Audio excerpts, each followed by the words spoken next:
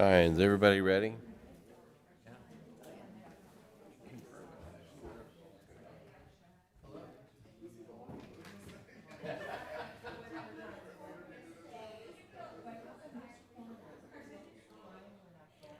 Hey, Bob, you ready?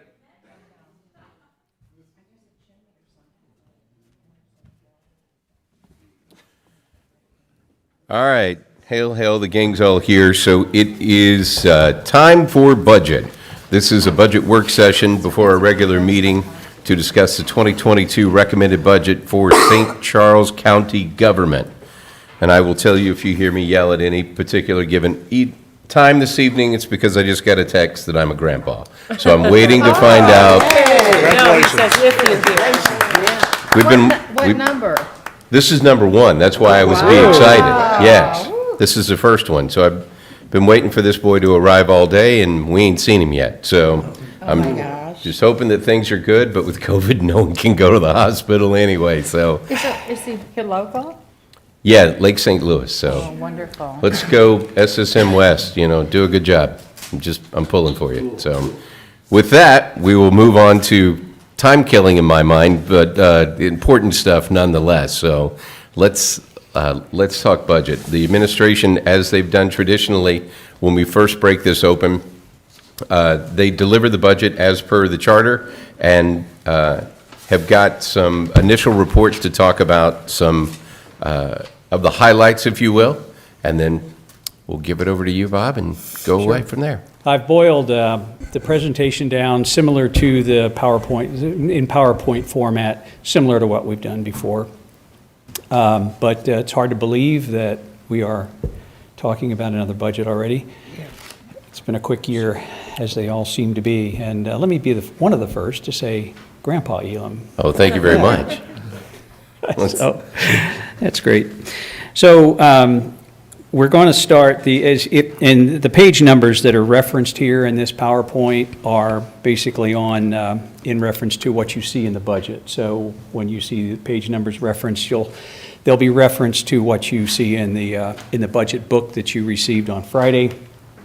And I'm going to go through this presentation. If you have a question while I'm going through this, just shout it out, and because we've got plenty of time. I'm not planning to have an hour-and-a-half presentation for you, so that would be way too much overkill. So if you have any questions along the way that you would like to raise, a topic that we're discussing, please let me know.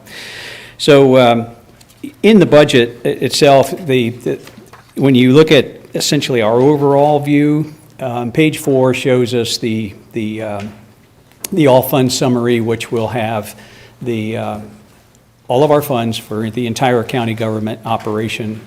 And then on page 5 is the general fund, and the general fund piece of this is obviously what we are most concerned about. Special funds and all those special funds that are included in the all funds summary start on page 161.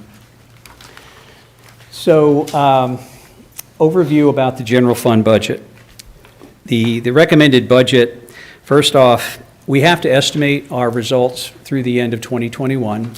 And to this point, we have received our sales tax through the month of September. There's a 2-month lag in our reporting, as you're probably aware.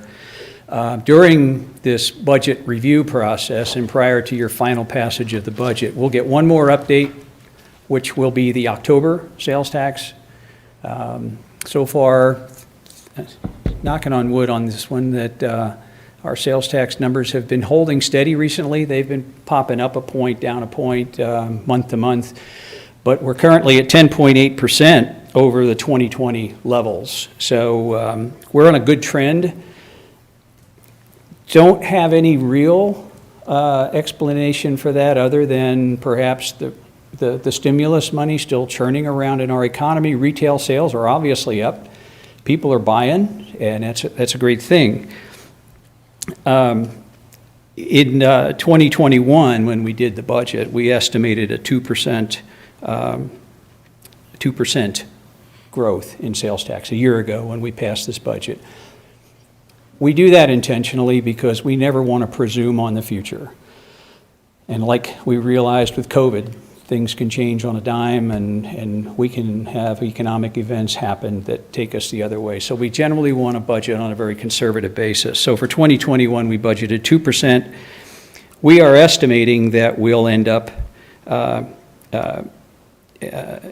in this budget example at 5%. So we are under the 10.8% that we are currently at, but we have 3 months to go. Christmas buying season is always a big variable, and there's a lot of retail sales going on in the last 3 months of the year. Changes in those retail sales patterns from Christmas to Christmas seem to vary. You know, it's not always boom town in the last 3 months of the year. We've seen years where things retreat during the Christmas buying season for one reason or another. Another thing I want to say too about the 10.8%, and that is that does not include a TIF billing that we're expecting from the city of St. Charles that we haven't received yet. So we think that that could have an effect of somewhere between 0.5% and 1% effect on this percentage right now. So that little caveat out there as well. A final recap of 2020. We had forecasted at the time that we did the 21 budget, we forecasted that we would come in at 3% ahead of 2019, and we actually came in at 5.8. So we finished the year of 2020 on an up note and a little better than what we had anticipated and projected for. For the 2022 budget, we are estimating that 2% increase. We just want to stay conservative, and we'll go that way and hopefully share some good news with you once we get into the middle part of the year and start to establish a sales tax trend for 2022. Move on here a little bit. There's a big category in the general fund budget of taxes, fees, and licenses, permits, and fees, and those generally track on a pretty stable basis from year to year, and that's what we are assuming here, with the exception of the corrections department. For years, we've had the federal prisoners you're aware of, where we essentially charge the federal government for room and board on federal prisoners. But because of the situation that we have in the jail right now, where we are having a terrible time maintaining staff, those federal prisoners are creating an additional burden on our staffing and puts more mandate of overtime and puts our population, our prisoner population base, it makes us harder to take care of our own. Plus, the charge that we have with the federal government, we've been negotiating with them. Generally we have a 3-year contract with them to where we negotiate a rate for a per diem charge. They haven't been overly gracious in their accommodations, and we're at a point really where we don't think that we're making a whole lot of money on these prisoners. So what we did is we notified them that we were taking our prisoner count down, and the last, it was, Joanne, 13, 17, something like that? I think there may only be 5 people. Okay. So we've taken our prisoner count down to, at one point, I think it was like 75 or 80, we are down. We didn't want to disappear totally off their radar, and that's why we've got this small remainder there. But it's just not cost effective for us to maintain federal prisoners when we can't get enough staff to take care of the county prisoners that we're mandated to take care of. So we're helping to alleviate some of the hiring stress, which still is going on, as you're aware. So this was one way we saw to do that. So we've taken the contract dollar amount from $2.9 million to $600,000 in 2022. Yeah. Without the federal prisoners, we're fluctuating somewhere between 293 and 328 over the last month as a prisoner count, and we're down 40 correctional officers. So it's been very difficult. Dan now keeps a daily count of officers who volunteer to do overtime and officers that we end up having to mandate do overtime because we have a minimal staffing requirement because of the unit. So that's why even without 80 federal prisoners, we're cutting it close on good supervision over there. So this is seen as a stress reliever for our jail operation, and it helps us do our job a little bit better. Page 9 refers to the coronavirus fund transfer. Coronavirus fund, or the CARES Act fund, terminated in June of 2021. It was extended from December 30th to the end of June. We had a fund closeout on that. There was a final transfer to the general fund of $3.3 million from that fund to cover first responder, jail, sheriff's department salaries, and that closed that fund out completely. We've completed, as far as we know at this point, well, I can say that we have done all the submissions that are required by the state. We have not had any recent audit requests. I think they're pretty well through the month of June at this point.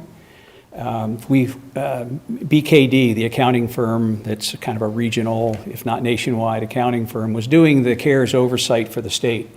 So each month we would send a report into the state showing what we have spent money on, and a couple of months later we would get an audit request where they would just random sample what we reported. We would have to produce all the documentation for those expenditures. All of those have been fully satisfied. Brent Statler was a great help in doing that, providing the horsepower to get in and provide the detail. In some cases, we had reimbursements that had been made to other municipalities, other political subdivisions, other organizations, and we had to go back to them to get their documentation. But in the end, right now, we have all audit requests fully satisfied, and I think pretty much at this point we're done. For all the chaos and everything that was going on in 2020, it kind of settled into a routine in the early part of 2021 because we had that extension to June 30th. So we closed that fund out very smoothly, and we'll talk about some new funds in a little bit here. On the operating expenditure side for the general fund, there is a 4.8% increase in operating expenses, and that's really localized to some specific things that are in about 6 different departments in the general fund. I'll mention the top 3. The corrections department is experiencing higher costs when it comes to medical care in the jail, so we bumped that up $200,000. The health department has increased their medical supplies line item by $170,000. The medical examiner for $70,000. We've increased the contributions that the 3 counties participate in this collective that we have for the medical examiner function. Each year we assess each county based on their pro rata share of autopsy cases, and we allocate the expenses of that operation according to those percentages. Our share of cost went up to, that equates to a $70,000 increase. I think we were at about $630,000 or $615,000 for this past year. So it's just a cost of doing business in that field, as well as any other medically related field. Costs are going up. Our fees for the services we utilize over in St. Louis County at their morgue facility are going up. Pathologists are raising their fees. Toxicology, histology fees are being raised as well by the labs. So, we're doing the best we can with it. It's still a great operation. And I think all 3 counties, Franklin, Jefferson, and St. Charles County, when we have those quarterly calls, they're good calls because everybody realizes that we're really getting the right bang for the buck in this type of operation. It's really taken a lot of overhead out of the picture, rather than each county doing their own operation and subcontracting on their own. Mary Case, as the head of that operation, is just wonderful, and she's a great leader over there. So generally, it was that we had a couple of other departments that had some minor increases in their subcontracting costs for subcontracting services that make up the remainder of that 4.8% number that I was referring to. So all in all, it's close to flat. We didn't quite maintain a flat budget, but those additional expenses are I think easily explained and understandable. So this is one of our perennial discussions, self-insurance fund. The challenges continue with our self-insurance program. I think generally we are still very much of the mind that we are doing the right thing by maintaining a self-insured profile and a program for our employees. We haven't seen anything yet that makes us think that we ought to go to a conventional plan. So in 2022, we deviated a little bit from what we did last year. And let me go to 2021 first. When we did the 2021 budget, you'll remember that we increased the county share of health insurance by 18%. And we increased the employee share as well, but not by 18%. I think it was 2%. Trying to recall that properly, but so the 18% was kind of an all-in measure to where the health insurance rate that we charge per employee, and also depending on what classification of insurance that employee has, that 18% went out universally to all departments to generate the money we needed to do last year. This year, what we did was we increased the county's cost of health insurance in the bill you passed last month of 8% and 5% to county employees. But in addition to the 8% that we're charging the county departments for their shares of health insurance, we had a shortfall of $2.3 million.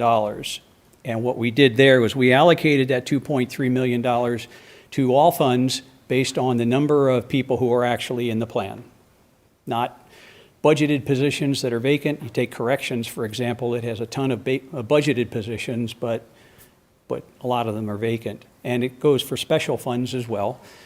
We don't want to charge the assessor for positions that are on paper. So we based that calculation on just what positions are actually filled right now to break down the allocation. And you can see on the slide there that still, as you would expect, the general fund has a lion's share of the burden. And you can see the top other funds that are listed there. There were 5 or 6 in the other department category that had relatively minor amounts, so I didn't list them individually. But the $2.3 million plus the 8% county share increase fills the gap for us, and the self-insurance fund remains whole. Some of what goes on in the self-insurance fund from year to year is what other insurance claims do we have? How many vehicles do we wreck? How many liability claims do we pay? That kind of thing, So that side of the insurance plan changes from year to year. Some years are higher than others, but on the health insurance front, everybody knows where that number's going. It's just higher every year, and it's a fact of life. So it's what we grapple with on an annual basis. But we're good with the self-insurance fund going into the 22 budget.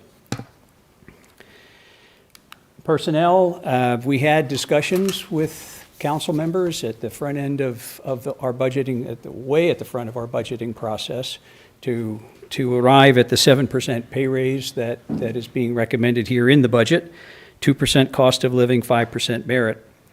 And as I'd mentioned, the health premium increases to employees are 5%. And the last part of this slide, just as a reminder, just to keep in perspective as to how much of employee health care cost does the county pay? 83%. Our employees pay about 17% of the total cost of our health care plan. This has nothing to do, these numbers have nothing to do with our liability insurance, property and casualty insurance, or anything else. This is purely in relation to our health plan.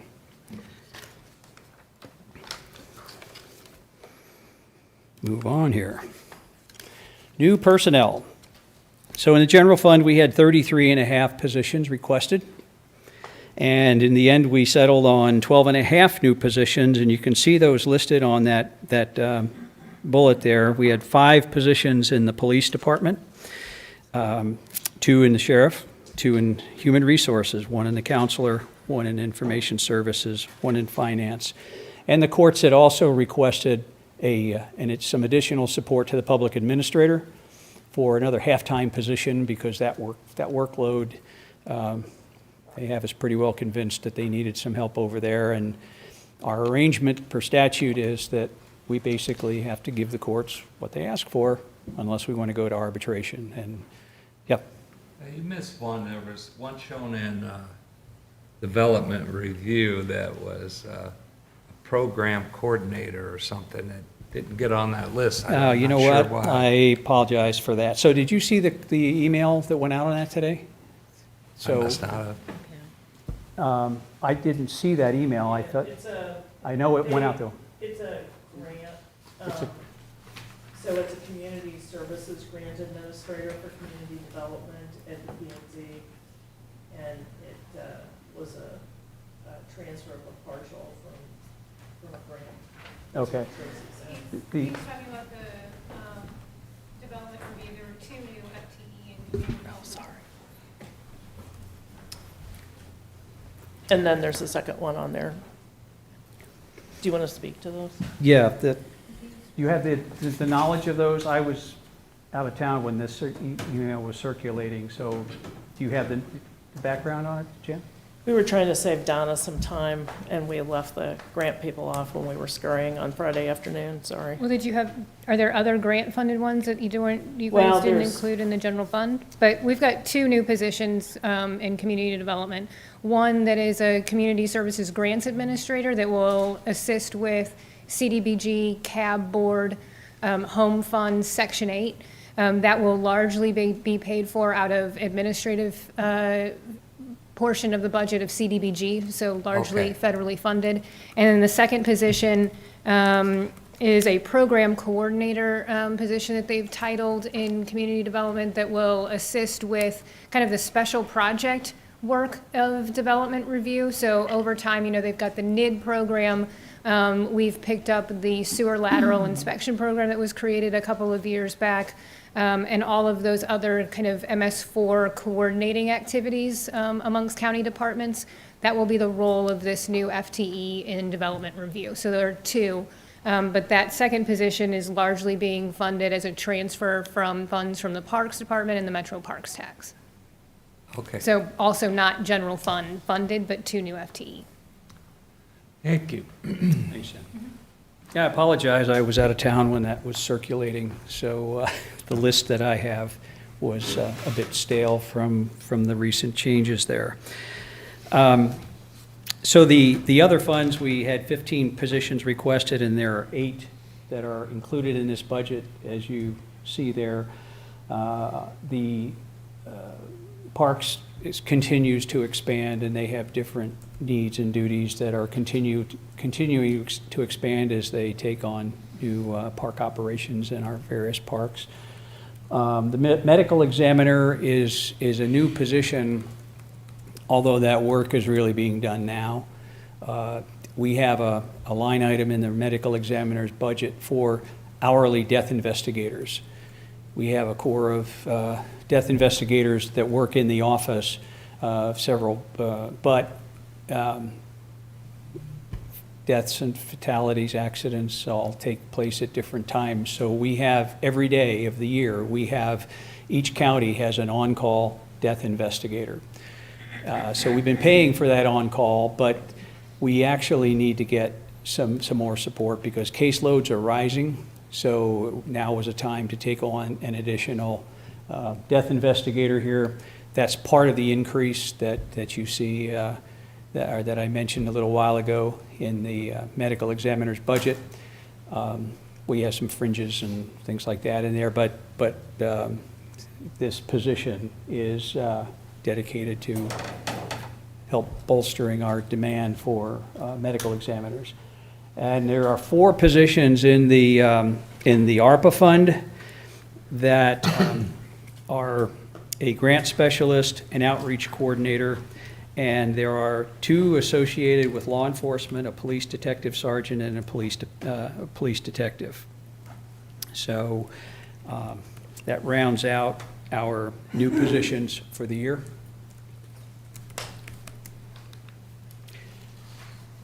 New funds. So we've had some discussion about the ARPA program already. In meetings with you all. We received $39.04 million earlier this year. However, we don't have final guidance yet. So we're reluctant to step out onto thin ice and start spending money and then have that ice cave in. So we're in a wait and see mode when it comes to the majority of our ARPA funding. We are expecting the other half of that funding in 2023 for another $39 million. This program runs through the end of 2024. You have to the end of 2024 to obligate funds, and then construction projects and that sort of thing are going to have an additional 2 years to finish. So we won't have that time crunch, hopefully, that we had in the CARES Act, where we had to spend all the money initially by December 30th, and it was a mad dash to the end of the year. So as these items come up in the ARPA fund, you will see those, because they're going to require, for anything we're building, anything like that would normally come through a procurement process, you'll have to approve those purchases. So the budget right now is a series of placeholders, and it's easily adjusted if we need to shift money between categories for one reason or another. There is a component of the ARPA funds that we have had some discussion about, and that is the social service contracts with DDRB and CCRB. And you'll probably see those contracts too when they come through. But we haven't spent any of the money yet, and you'll know when we do. Okay. One of the other new grants was the Shuttered Venue Operators Grant that gave us $2.9 million. That money is also budgeted in 2022, and it's for major capital projects, a roof, seats. I'm sorry, not the roof. That's in capital projects. One of the earmarks out of the ARPA funds, but it's primarily here. These are the operations type of capital items like seats and new concourse signage. The video boards are out of warranty now from Daktronics. So this money will go toward those capital needs that are operationally based for our day-to-day operations there at the arena. The ARPA funding that's dedicated to the family arena are more to keep the structural integrity of the building in place, because that's our primary mass casualty site for coordinating activities with other jurisdictions. That's our go-to place anytime there's an emergency that needs to be reacted to. One other minor fund is the Sheriff Duties Fund. This was the result of new legislation this past session, and it imposes a fee of $50 with sheriff's activities, I think, with evictions and things like that generate we've got $15,000 budgeted in this fund for the year 2022. We may or may not even get there. Depends on the number of cases that they actually serve and that sort of thing. But that's a new fund also in this budget. Continuing challenges. Nothing's really changed. Sales tax is our primary revenue generator.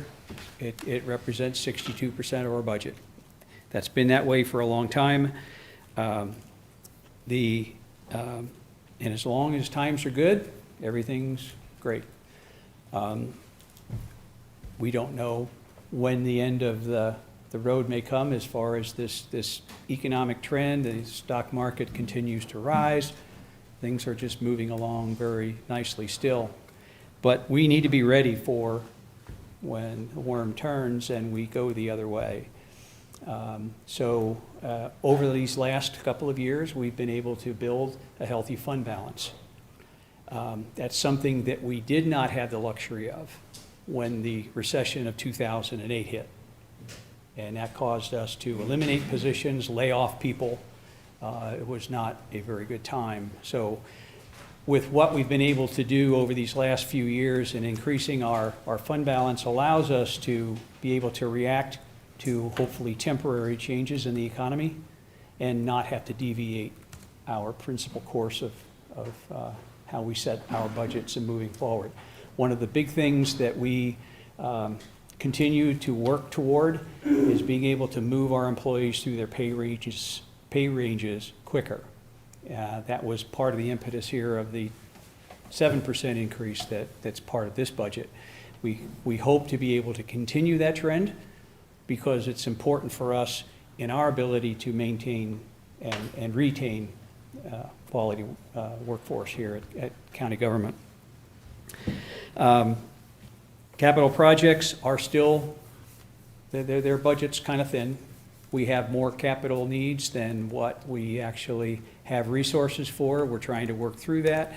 One of the things that we're moving toward now is the implementation of the ESCO, the Energy Saving Company that was approved recently by the council for Schneider Electric, to begin to identify key infrastructure changes and improvements to our facilities that allow us to obtain a guaranteed energy savings while we replace equipment.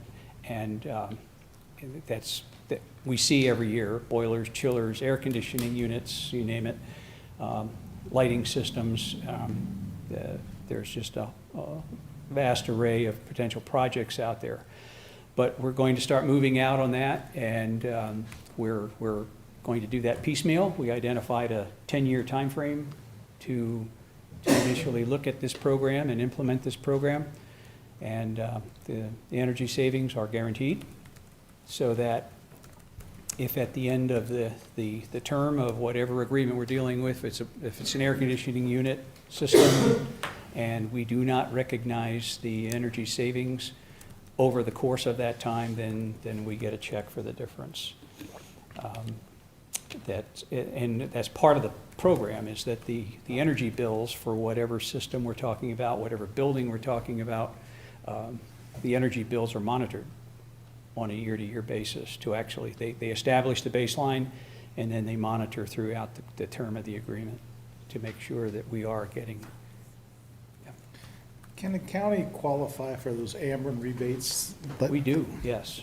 But like here, those are halogens, those are fluorescents.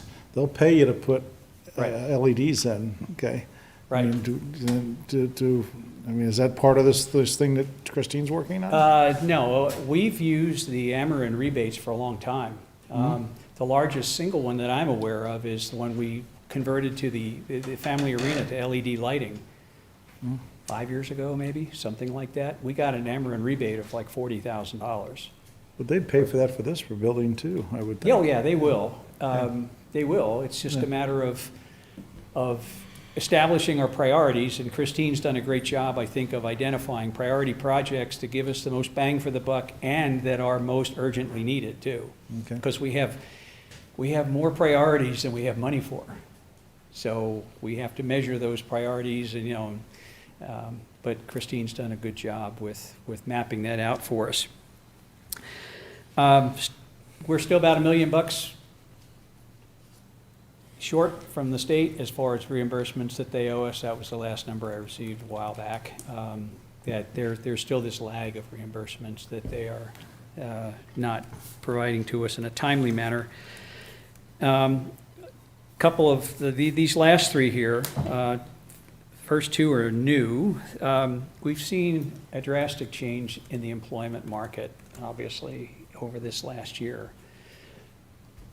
Everywhere you go, and you all know the story, businesses are shorthanded, they can't get help, they're partially staffing, and that's a dynamic that we are seeing here in county government too. So that is a challenge for us to be able, to retain our existing personnel, and the other side of this is when we go out and recruit, and there's a huge amount of competition going around now on the outside out there, and it's very difficult. And I know we've had some discussions on that, but that situation has not gone away, and I don't think it's going to change anytime soon, especially when we are in the throes of a good economy.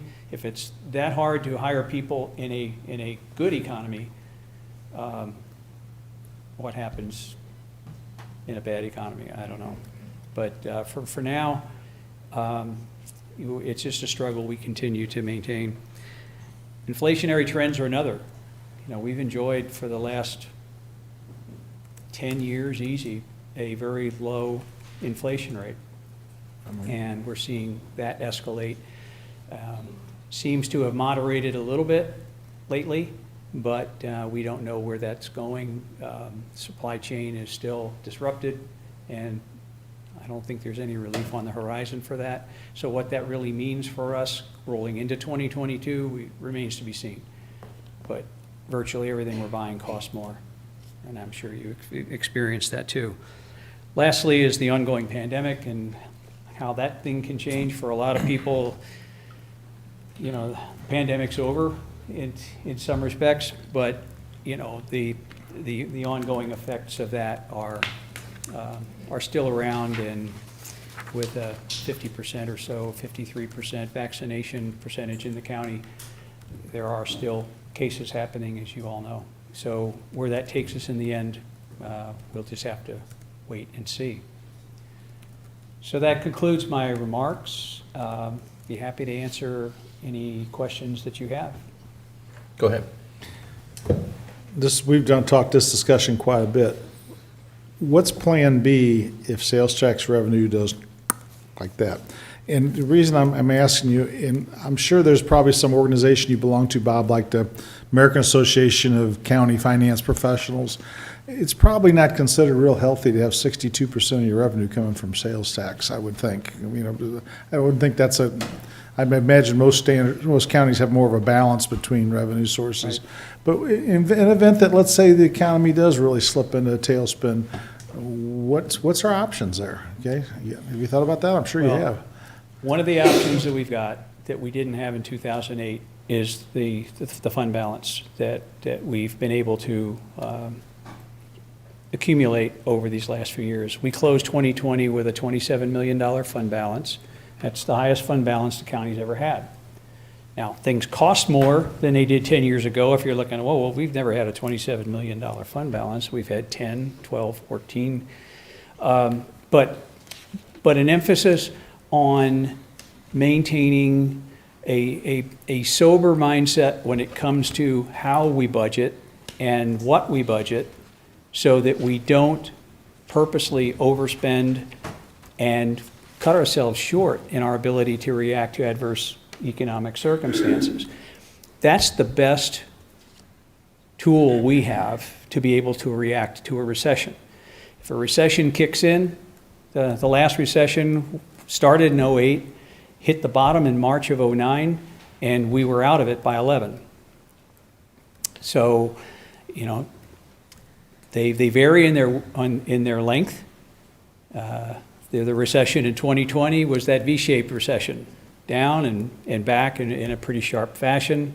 We're not quite back there yet, but in large measure, we got back to a fair sense of normalcy pretty quickly. But having the fund balance to weather the storm and Certainly, we will throttle back. We'll get more conservative on discretionary spending that we can. But the level of demand for our services never goes away. Our population continues to grow. We need more police officers. We need more people out there on the streets. We need the administrative support that county services provide all over county government. So the best thing that you can do is continue to plan, just like in any household. You know, they'll tell you have 6 months of spending in reserve, right? Well, we're getting close to that. Well, But- I beg to differ on that, because you got 27 million, you've got 300 million annual expenditures No. a year. Well, those Yeah. are special funds, Joe. You need to be, I'm talking in respect to the general fund, because the general fund receipts are not 90 million, somewhere around Yep. there, right? 80-some million, yep. Yeah. Okay. So Yeah. I think it's possible that we wind up with a Yeah. fund balance at the end of 2021 of 30 million. Yep. Okay? So that is worlds better than where we were Sure. previously. And I'm not thinking necessarily about a temporary recession or something like that lasts a few years. I'm thinking about society changes, like, people figure out how to legally evade sales tax by paying with Bitcoin, stuff like that, okay? That's where I'm really concerned about long-term, is what happens when our sales tax plummets, and I think it's just a matter of time that could happen, so. That would be something that would keep me up at night if I was in your position, so put it that way. Well, I'm sleeping better at night now. That's good. Because we've had such a sustained trend of improvement. Nothing's for certain, but in the event that we saw, if we were to see a reversal of sales tax trends, we would want to do everything we can to help mitigate the effects of those, just in our normal budgeting to the extent we can. But then, if things do continue and if they go deep enough, then we would have to fall back on reserves. So, I mean, that's the best answer I can give you right now on that. I think we are in a pretty good position compared to our ability to react to adversity now versus any other time since, going back to the good old days when Joe Orth was around and we were running, 8, 9%, 10% sales tax increases per year, during the days of the Golden Triangle and all that. Those days are long gone, but we're still seeing improvement at this point, and we want to remain prudent in the way that we structure this budget and any future budgets, just to be ready for that if come. Anybody else have? Go, yes, Mr. Elmas. Do we know any more about the impact Wayfair is going to have? No, there's been a lot of speculation about that, but that's a very much wait-and-see thing, because we just don't know at this point about Wayfair and its overall effect. That's going to be a new element in the '23 budget, where I'm not even really comfortable budgeting anything for it, because we have no idea. And in talking to a few peers around the county, it's like, what do you think about Wayfair? It's like, I don't know, what do you think about Wayfair? Because nobody knows. We don't know what that. I suspect that there is going to be some new revenue because of the out-of-state component of businesses, transacting business in St. Charles County, that there's going to be some element of new revenue come in because of the non-reporters that are out there now. We know Amazon's around, and it doesn't seem like Amazon's going to go away anytime soon. But how that actually works in the end, we just have no idea to how we can estimate that, because businesses around the country are all, once they hit that threshold, that reporting threshold, and they start reporting, could be $100, it could be And $10,000, I was concerned, I sent something to Joanne a few years ago about, I bought some chlorine for my swimming pool and had to pay sales tax on it, and and the sales tax, Wayfair tax hadn't passed at that time. But my question is, how do they enforce that? So an out-of-state vendor collects sales tax from somebody who lives in this county. How do we know that out-of-state vendor is submitting that to the state of Missouri? We don't, do we? No. That's kind of a, I mean, I see a lot of potential for abuse in that system, the way it is. Yeah, and how Wayfair is actually enforced remains to be seen too. You know, just because we have a rule here in Missouri that says that, hey, if you do over a certain threshold of sales in Missouri, then you have to report. What's going to happen from the enforcement side of that? Now, you know, businesses may charge it, like you say, and I've had the same thought when I've bought something online and there's a charge for sales tax on there. How do I really know it's going back to St. Charles County for the local component of that? You really don't. Don't, no. Any other questions for Bob? All right, thank you very much. Okay, thank you. It's a good recap. And we'll convene again in 3 weeks. We and will. With questions, so if you all have questions, then if you want to send them to us in advance, send them to me in advance. If you see things you have questions about, I'll be happy to answer them as we go. Otherwise, we'll meet 3 weeks. It might be in the budget, but is there some type of, I know you can't spend it until you see it come in, but is there any type of schedule of where you think you're going to want to spend this extra $39 million that's coming in, or the extra payments that are coming in from CARES Act money? Where we think we will? Yep. Well, the jail project Is it in here? Well, there's a chunk of the jail in there, not all of it, because the jail costs are estimated to be higher than the 39 million in total. There are other priorities we wanted to address in 2022 also. So we have the 39 million in 2023.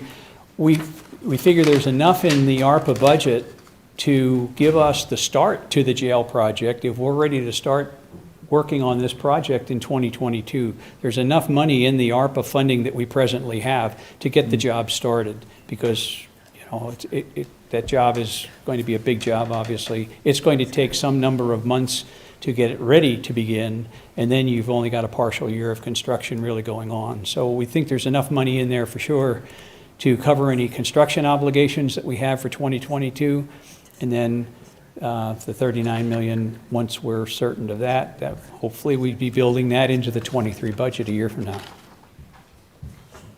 Question, Bob. So you're saying that it's on page 416, there's 29 million committed for the Justice Center. Are you saying that there's 29 million plus 39 million, or is it just? There's 39 million for this year, total. So we have 29 in the budget for the jail, 10 million for other things for 2022. The 29 million for the jail, we think is plenty to get started with, and we won't expend that 29 million in 2022.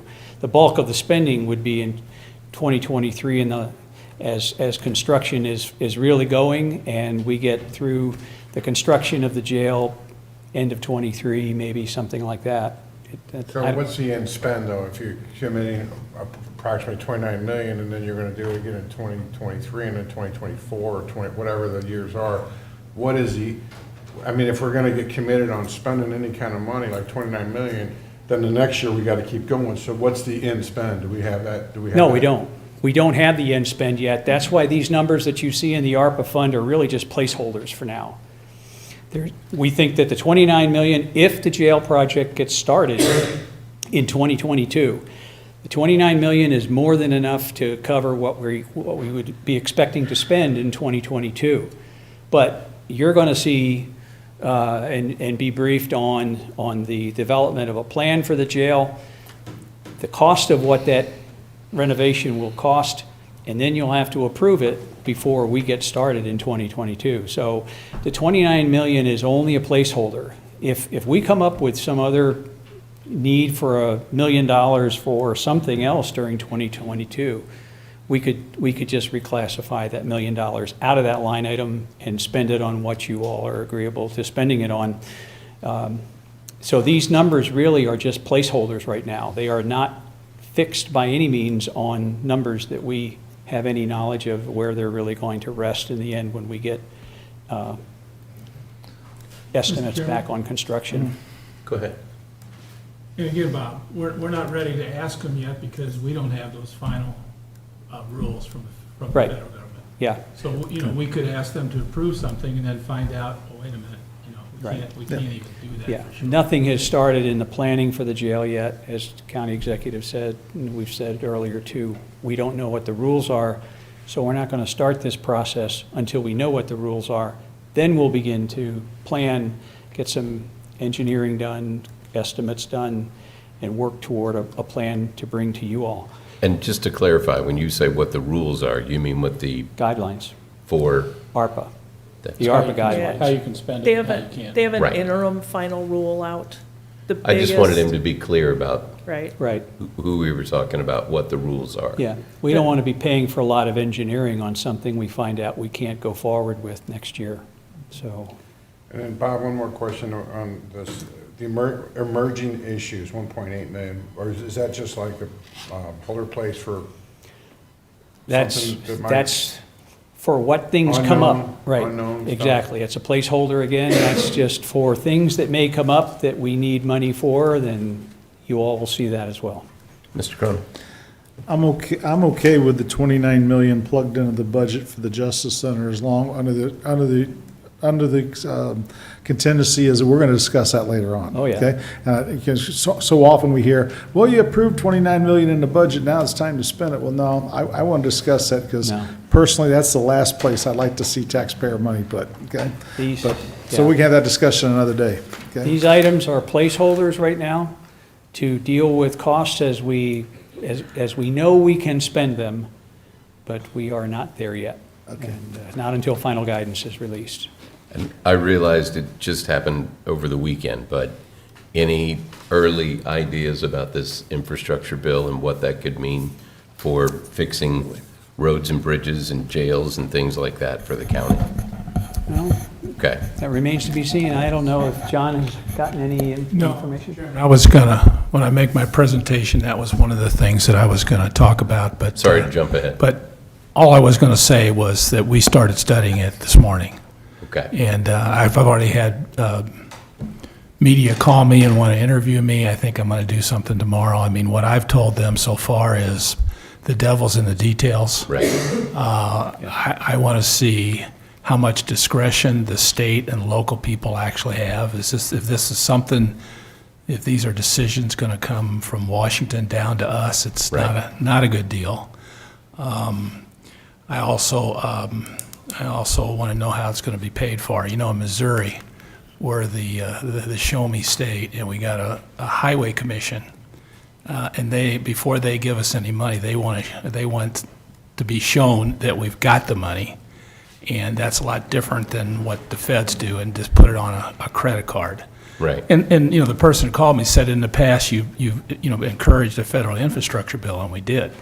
The irony is that we probably need it less now than we did a year or 5 years ago because there was an increase in the user fee for gasoline, which people can opt out of. But assuming enough people don't opt out of it, there's going to be additional money available. And I've already made a presentation to the Highway Commission and talked to them about some of the needs we're going to have and the fact that they kind of we need to catch up. Because what they did in Missouri is when they realized we didn't have enough money to do everything we needed to do, they went ahead and based financing on existing infrastructure. All right? So as a result, the city of St. Louis, we've got 100,000 more people than they do, but they have more existing infrastructure, so they got more money than we did. And of course, we don't just need to maintain our infrastructure here. We need to build new infrastructure. And I've tried to make that point, and I think the members of the commission have heard us, and we'll just keep working on them and see if we can't get caught up on some of these projects. Okay. Thank you. Any other questions for Bob? Thank you, I appreciate it. Mary, do you have anything that you wanted to say? No. You're just here to observe? Michelle, anything that you wanted to? She has papers. Come on down. Bob and I actually had a conversation back on November 3rd about this. On page 192 of your budget book, that's the Collector's Tax Maintenance Fund. It's one of those special funds. What Bob explained to me back on the 3rd is that they have looked at the cost allocation plan again, and at the recommendation of the contractor who prepares that, they're going to be adjusting the amount that is charged to the collector's office. And with that adjustment, that will provide for me putting $50,000 of the Collector's Tax Maintenance Fund back into postage expense. Okay, So, just sharing that good news. that is good news. Thank you very much. Anybody else have anything? So with that, I would entertain a motion to dismiss. So moved. Second? Second. All those in favor? Aye. And we will reconcur at 7 o'clock for our regular meeting. Don't know.